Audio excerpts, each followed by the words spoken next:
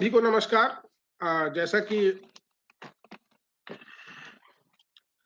कि आप सभी लोग जानते हैं, कल 27 नवंबर है और आज 26 नवंबर है, परसों 28 नवंबर होगा।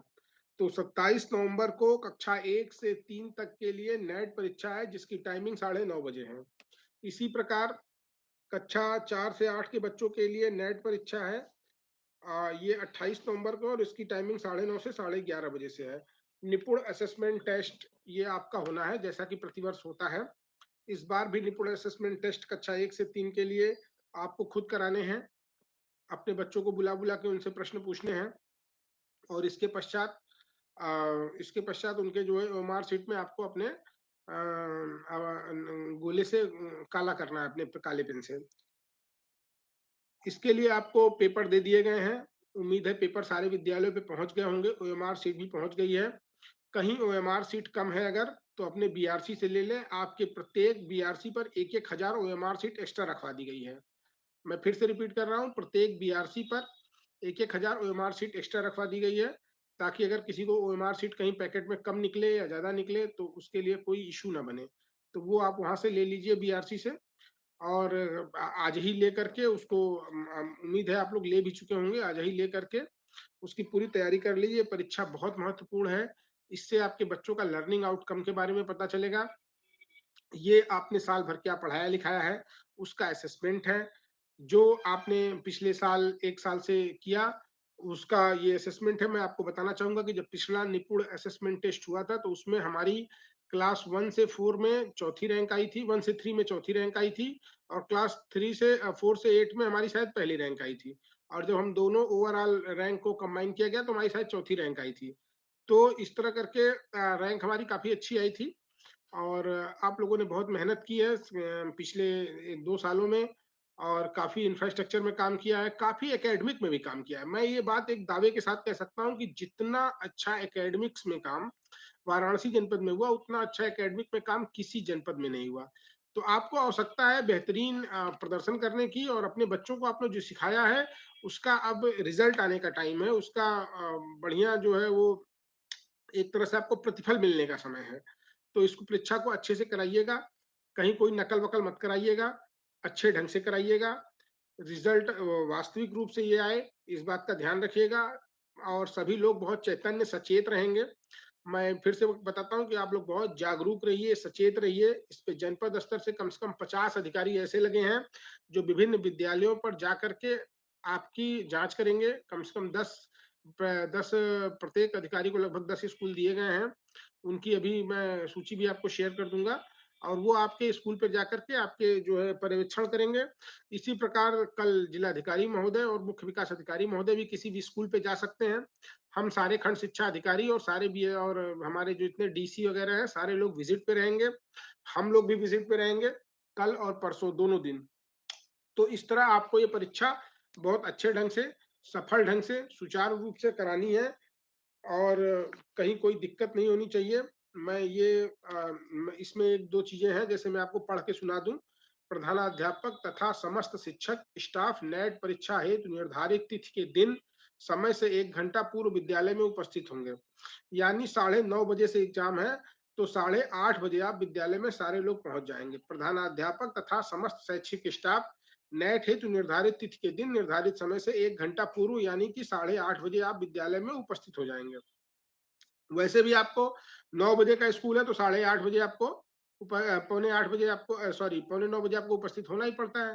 तो आप 8:30 बजे उपस्थित हो जाएंगे। विद्यालय के प्रधानाध्यापक शिक्षकों की उपस्थिति में परीक्षा से 15 मिनट पूर्व प्रश्न पत्र के सील बंद पैकेट लिफाफे खोले जाएंगे, तथा उस पर लिफाफा मेरे समक्ष खोला गया लिखा जाए, तथा प्रधानाध्यापक एवं सहायक अध्यापकों द्वारा उस पर हस्ताक्षर किया। यानी जब आप प्रश्न पत्र का पैकेट खोलेंगे, तो उसके सामने लिखेंगे कि ओपन बिफोर मी, या लिफाफा मेरे समक्ष खोला गया, और उस पे हेडमास्टर और सारे सहायक अध्यापक साइन करेंगे। परीक्षा के दौरान बच्चों को दूर दूर बैठाया जाएगा, जिससे कि परीक्षा शुचितापूर्व एवं नकल विहीन कराई जा सके। कक्षा 1 से 3 तक के छात्र छात्राओं का आकलन, ओएमआर सीट केवल ब्लैक पेन से भरी जाएगी। कक्षा 1 से 3 के छात्र छात्राओं की ओएमआर सीट पर 9 अंक का स्टूडेंट आईडी नंबर शिक्षकों द्वारा भरा जाएगा। शिक्षक द्वारा प्रश्न पत्र के अनुसार छात्र छात्राओं से वार्ता, साक्षात्कार करके आकलन किया जाएगा तथा तदनुसार सावधानी पूर्वक ओएमआर सीट भरी जाएगी। समझ गए होंगे।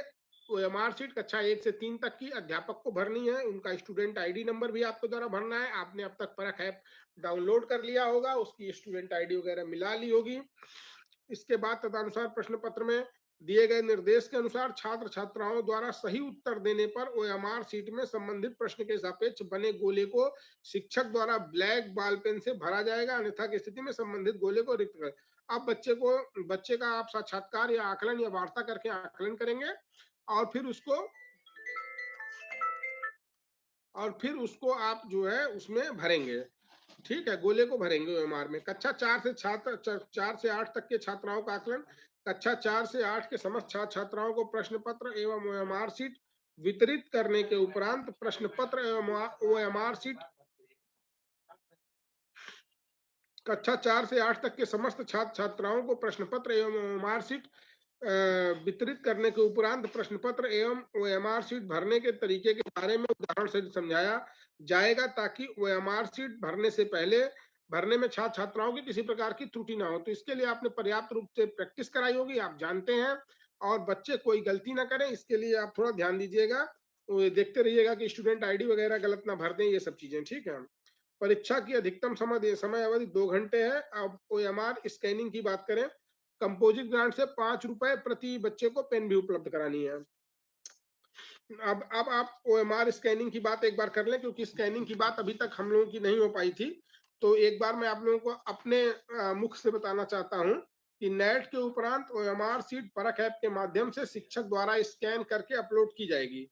छात्र छात्राओं से ओएमआर सीट के संकलन के उपरांत शिक्षकों द्वारा 2 घंटे के अंदर स्कैनिंग अपलोडिंग की प्रक्रिया पूर्ण की जाएगी। छात्र छात्राओं की संख्या अधिक होने की दशा में ओएमआर सीट स्कैनिंग अपलोडिंग का कार्य प्रधानाध्यापक के पर्यवेक्षण में नेट की तिथि को ही अतिरिक्त समय में किया जाएगा। यानी कि अगर छात्र संख्या या ओएमआर सीट अधिक हो गई है, जैसे कहीं ज्यादा बच्चे हो गए हैं, 1 से 3 में तो कोई प्रॉब्लम नहीं होगी, लेकिन 4 से 8 में प्रॉब्लम हो सकती है। कहीं पर किसी क्लास में ज्यादा बच्चे हो गए और ज्यादा ओएमआर सीट हो गई, तो आपको बिना घबराए, बिना व्यथित हुए, बिना परेशान हुए, बिना घर जाने की जल्दी मचाए, विद्यालय पर उपस्थित रह करके ही प्रधानाध्यापक जी के साथ आपको लग करके सारे बच्चों की स्कैनिंग उसी नेट परीक्षा की तिथि में, यानी कि 28 तारीख को ही करनी है। इसमें किसी प्रकार की त्रुटि की संभावना न रहे। लास्ट ईयर आपको याद होगा,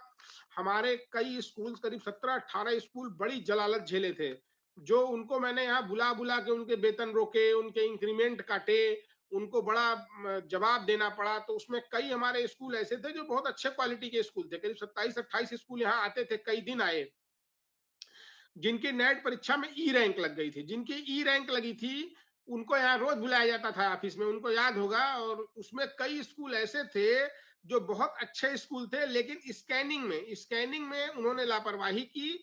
स्कैनिंग में उनके अध्यापकों ने सहयोग नहीं किया, जिसके कारण यहाँ प्रधान अध्यापक को आकर के रोज आना जाना पड़ा कई दिनों तक, और बहुत दिनों तक बेचारे बेइज्जत भी हुए। तो आपको इस बात का ध्यान रखना है कि केवल 25 या 30 स्कूलों की हमारी ई रैंक आई थी, और वही 25-30 स्कूल में कम से कम 5-7 स्कूल ऐसे थे जिन्होंने स्कैनिंग में अच्छा नहीं किया।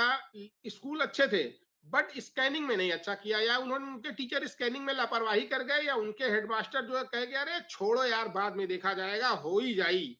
तो हो ही जाई में फिर वो 10 बार इस ऑफिस आए, उनका इंक्रीमेंट रुका, उनका वेतन कटा, और फिर हो ही जाई हो गया।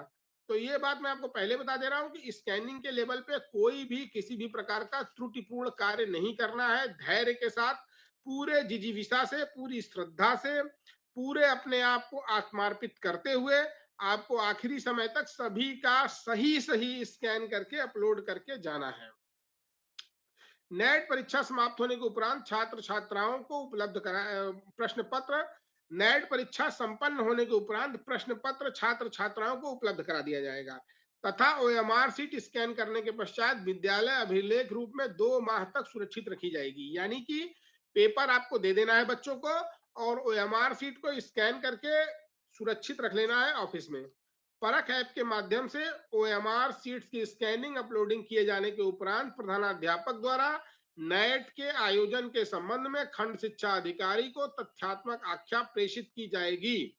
तदनुसार खंड शिक्षा अधिकारी जिला बेसिक शिक्षा अधिकारी को आख्या प्रेषित करेंगे।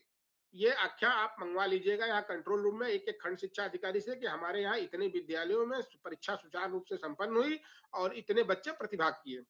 तो ये हमारी कोर टीम यहाँ से मंगवाएगी अपने प्रधानाध्यापक खंड शिक्षा अधिकारियों से, और खंड शिक्षा अधिकारी भी इस बात की सूचना एक फॉर्मेट बना के दे दें अपने यहाँ स्कूल पे कि फटाफट वो भर के दे देंगे कि इतने बच्चे एनरोल्ड हैं, इतने बच्चे प्रतिभाग किए और इतने बच्चे अनुपस्थित रहे। इसका एक प्रारूप अभी हम बनवा दे रहे हैं, वो सभी हेडमास्टर उसको अपना भर करके दे देंगे।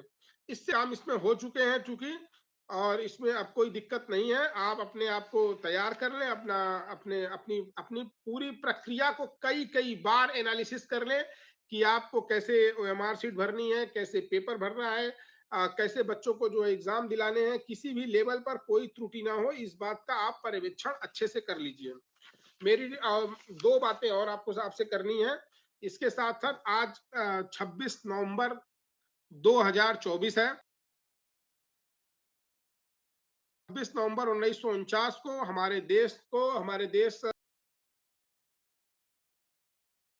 था, उसको अंगीकृत किया था, आत्मार्पित किया था। तो इसके संबंध में मैंने एक आदेश जारी किया था, आप लोगों को संभवतः मिल गया होगा और आप लोगों ने कराया भी होगा कि आप लोगों को डॉक्टर बाबा साहब डॉक्टर भीमराव अंबेडकर की प्रतिमा का पे पुष्प अर्पित करते हुए संविधान सभा की भारत के संविधान की प्रस्तावना का उल्लेख करना है। हम भारत के लोग भारत को एक संपूर्ण प्रभुत्व संपन्न समाजवादी पंथ निरपेक्ष लोकतंत्रात्मक गणराज्य बनाने के लिए तथा उसके समस्त नागरिकों को सामाजिक आर्थिक और राजनीतिक, तो ये पूरी प्रस्तावना आपका वाचन करना है। इस पूरी प्रस्तावना का आपको बच्चों के साथ सस्वर वाचन करना है वहां पर खड़े होकर के, और उसकी वीडियो और फोटो अपलोड करनी है। उसके लिए एक लिंक क्रिएट किया गया है, वो लिंक मैंने जो है आप लोगों को कल एक आदेशित किया था कि उसका जो लिंक है वो है constitution75.com। constitution75.com पर उसको अपलोड करना है, ये वीडियो बना लीजिए। इसके अतिरिक्त सेकेंड हाफ में आज के दिन कुछ प्रतियोगिताएं करानी है संविधान के संबंध में, हमारे भारत का संविधान के बारे में, जिसका कुछ प्रश्न उत्तर मैंने खंड शिक्षा अधिकारियों को शेयर किया है टीम वाले ग्रुप में, वो आपको शेयर कर दिए होंगे। कुछ प्रश्न उत्तर बने हैं, कुछ जानकारी भी दी गई, जिसके आधार पर आप एक कंपटीशन प्रत्येक स्कूल में करा सकते हैं और विजेता घोषित कर सकते हैं, जिन्हें 26 जनवरी 2025 को आज के दिन हुए कंपटीशन वाले विजेताओं को पुरस्कृत किया जाएगा। कुछ जगहों पर आप जो है ये करा सकते हैं, वाद विवाद प्रतियोगिताएं भी करा सकते हैं, कुछ निबंध की भी प्रतियोगिताएं करा सकते हैं संविधान के बारे में।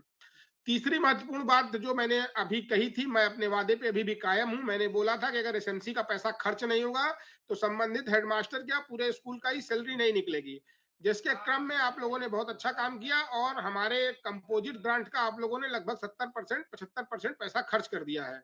लेकिन जो विशेष समस्या आ रही है वो एफएलएन और टीएलएम के पैसे में आ रही है। एफएलएन और टीएलएम का आप लोगों ने अभी बहुत थोड़ा सा करीब 50% पैसा खर्च किया है, वो भी केवल टीएलएम एफएलएन का किया है, सॉरी एफएलएन नहीं, इसका किया है स्पोर्ट्स ग्रांट का। स्पोर्ट्स ग्रांट का केवल 50% ही आपने पैसा खर्च किया है, जो बड़ा खेदजनक है।